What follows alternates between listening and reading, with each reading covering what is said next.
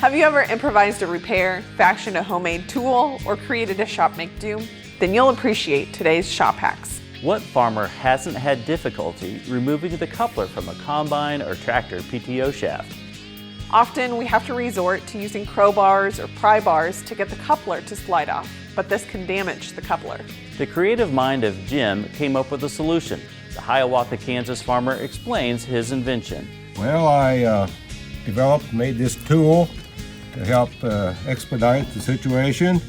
What happens here is this outer flange here engages this locking collar here, and I'll show you. It releases that, and then this inner flange here engages the actual power takeoff shaft, because I don't want to put too much pressure on this collar. I don't want to break it. So it needs to be slid back just a certain amount of distance, and then all you have to do is just like that, and then it'll pry it right off of there. It swivels, and that's about all there is to it. There's more where this came from. Other farmer-inspired hacks like this can be found at agriculture.com/shophacks. While you're there, vote for Jim's PTO pry tool in the Shop Hacks contest.